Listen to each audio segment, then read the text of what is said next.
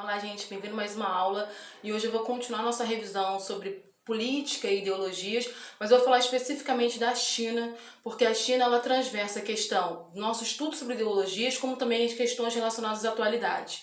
É muito comum a gente ter hoje questões relacionadas à China e a tendência é que nos próximos anos caia bastante questões no vestibular, no Enem, relacionadas à China. Por quê? Primeiro, porque a gente tem essa questão do Covid que acabou lançando os olhos da gente mais para a Ásia e principalmente para a China. E segundo, é que pelos dados que a gente tem, a China deve se tornar nas próximas décadas a maior potência do mundo. Ela já é a segunda maior potência do mundo, ela só está atrás dos Estados Unidos, mas ela tem corrido bastante para conseguir se transformar a grande liderança mundial. E esse processo cria uma confusão mental muito grande nas pessoas, porque as pessoas nutrem uma visão sobre a China muito relacionada à década de 60. Para as pessoas, a China parou, a China como um todo é a Revolução Cultural Chinesa. Elas não têm muita noção do que aconteceu antes e do que aconteceu depois. Inclusive, eu já ouvi até alguns alunos achando que a Revolução Chinesa era a mesma coisa que a Revolução Cultural, para ver como a gente tem muito pouco conhecimento sobre a estrutura chinesa. Então, hoje, o que a gente vai ver? Como a China se transformou na potência mundial que ela é hoje. Né? O que aconteceu com a China e por que um país que se apresenta como comunista tem uma questão capitalista tão forte, né? E a gente vai ver isso com calma. Primeira coisa, existem várias Chinas, né? Você tem a potência chinesa do século XVII, século XVIII e anterior, né? A gente está falando de uma nação muito antiga. E a gente tem no século XX um cenário extremamente conturbado da China que a gente conhece. A gente tem a queda, né, da monarquia chinesa no início do século XX, e aí a China vai entrar num processo constante de convulsão social. Então você tem convulsão social em 1911, depois você vai ter convulsão social em 1927, você vai ter a ocupação do Japão na China, que foi catastrófica, né? A gente tem dados que foi extremamente violento, extremamente invasivo à população chinesa, e aí a China ela permanece num processo de guerra civil por muitas décadas. E o último momento dessa guerra civil chinesa, que é mais ou menos data de 1946, é quando se abre o caminho para a revolução do Mao Tse-tung, a revolução comunista. Então não foi uma coisa que aconteceu do nada, já existia um cenário de insatisfação popular muito grande, já existia um cenário de guerra civil. Essa insatisfação popular ela vai se aprofundar com a invasão japonesa, que acontece na década de 30, que subjuga o povo chinês. E aí, a partir de 46 até 49, a gente tem uma guerra civil centrada entre dois grupos políticos na China, que um é o Partido Comunista Chinês e outro é o Partido Nacionalista Chinês. Durante todo esse processo, né, de revolução, de guerra civil, uma das características que se teve é que, como a China não era um país industrializado, você tem, na verdade, uma revolta camponesa, no final das contas, né? Você tem muito mais uma revolta da área rural que se finaliza nos grandes centros urbanos. Quando a revolução chega nos grandes centros urbanos, boa parte da China já tinha sido tomada. Essa luta que você vai ter entre o Partido Comunista Chinês e o Partido Nacionalista, ela é muito forte e em 49 o Mao Tse-tung ele ganha essa guerra civil e, consequentemente, você tem a Revolução Comunista Chinesa.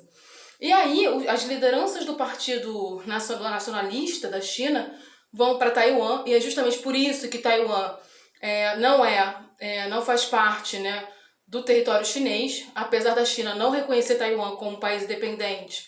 A ONU faz esse reconhecimento e o próprio Brasil faz esse reconhecimento, e aí a Taiwan passa por um outro regime de governo, enquanto a China passa pelo processo revolucionário.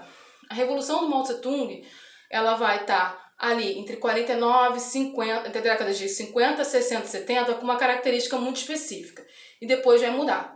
A Revolução Cultural que a gente tanto ouve falar na China, ela foi um período histórico muito pequeno, ela foi de 1966 a 1976. E ela se relaciona muito com o processo do próprio rompimento do Partido Comunista Chinês com a União Soviética.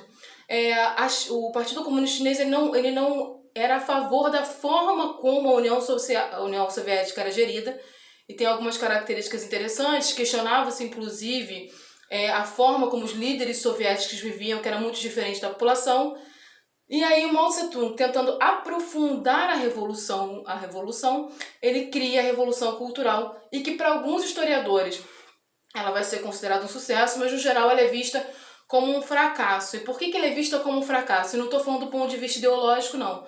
Porque as ideias que levam à revolução cultural, elas são até boas, né? Elas falam da questão de você romper com velhas tradições que criavam uma certa hierarquia, você tentar popularizar o conhecimento. Mas na prática, o que a gente tinha era um processo de caça às bruxas mesmo, principalmente os intelectuais chineses ou aqueles que questionavam muito aos caminhos da China. Então você tem de 66 a 76 um período muito conturbado na China, onde o regime ficou muito cruel. E aí, inclusive, né, historicamente, a gente tem a conhecida Gangue dos Quatro, né, era inclusive, participava a mulher do Mao Tse-tung, onde ele, junto com o Mao Tse-tung, faziam medidas mais restritivas nessa revolução cultural. Quando o Mao Tse-tung morre em 76, você começa a ter um afastamento, essa Gangue dos Quatro, inclusive, ela é presa, julgada pelos excessos, né, o excesso de autoritarismo durante o regime, e aí você tem uma mudança de perspectiva do Partido Comunista Chinês. É como se o Partido Comunista Chinês fizesse uma autocrítica e observasse que aqueles caminhos utilizados, eles foram caminhos extremamente rígidos e que não levaram ao desenvolvimento da China como o Mao Tse-tung achava que poderia acontecer. A China, nesse período, ela tinha um PIB muito baixo, nem se compara, era um PIB de terceiro mundo, quase quarto mundo. Era um país que dependia muito de exportação de grãos para alimentar o povo e ele era pouquíssimamente industrializado.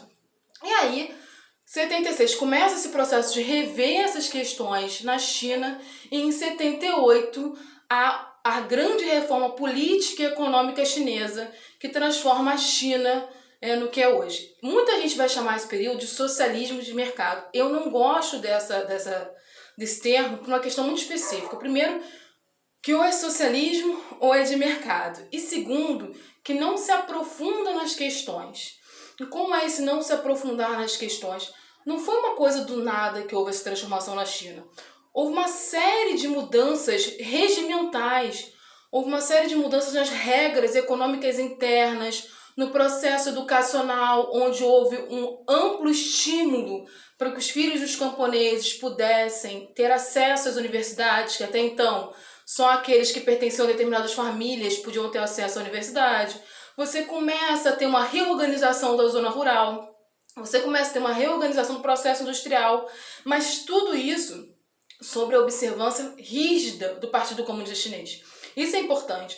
Enquanto muita gente acha, né, que para você ter um desenvolvimento você precisa abrir tudo, a China ela vai se abrir economicamente, mas sempre controlando o que está se abrindo economicamente, mas ela continua fechada ideologicamente. Então, ela continua tendo a mesma linha política. Então, você tem hoje uma China que é extremamente industrializada.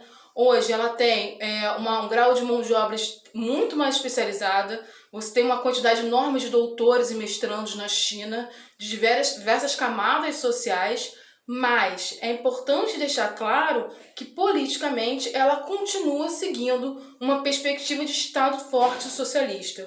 E aí ela vai trabalhar muito nessa questão diplomática a partir dos anos 70, final dos anos 70, 80, você começa a ter as lideranças da China, né, fazendo todo um trabalho diplomático no mundo, apresentando essa nova China, e a partir dos anos 2000 isso é ampliado, tá? E ele é ampliado de tal forma que aí você já começa a ver a China sendo importante em órgãos internacionais, como a Organização Mundial de Saúde, como a ONU, como a Organização Mundial do Comércio, porque ela começa a ter um poder muito grande de interferência.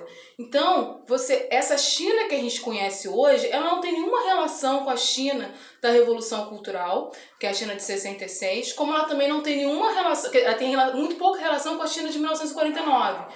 Né? O que fica são os ideais da Revolução. É a questão ideológica, mas a questão econômica é completamente diferente. Porque de 49 até 66, você tem uma economia planificada, o que não se tem na China hoje.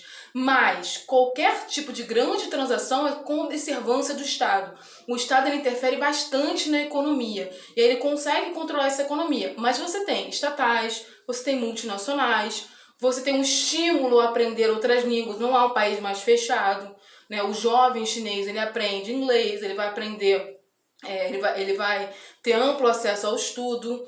Então é uma outra perspectiva. Então a China que a gente tem hoje é essa China pós 1978. Ah, mas Bia, eles não têm acesso à internet. Isso é um outro mito, tá, gente? Porque assim, na China, a internet é controlada? É. E aí eu vou fazer aquele questionamento, né? Onde é que ela não é, né? Mas isso é para outra discussão. A internet ela é controlada, mas ela é controlada com uma intranet, ou seja, ela tem uma internet interna. Só que a gente está falando de um país com 1 bilhão de habitantes. Então, você imagina, né? Para eles é um mundo à parte mesmo. Eles têm o Weibo, que é uma plataforma que junta praticamente nessa plataforma como se fosse Facebook, WhatsApp e Instagram na mesma coisa. E todo o processo de comunicação deles é feita por isso. Então, assim, não é tão fechado quanto a gente imagina. Tá? A gente ainda tem uma visão, aquela história, o Ocidente ainda tem uma visão muito da China como 1960, início da década de 70, mas a gente não pegou, né, essa mudança, essa virada econômica dela a partir dos anos 80.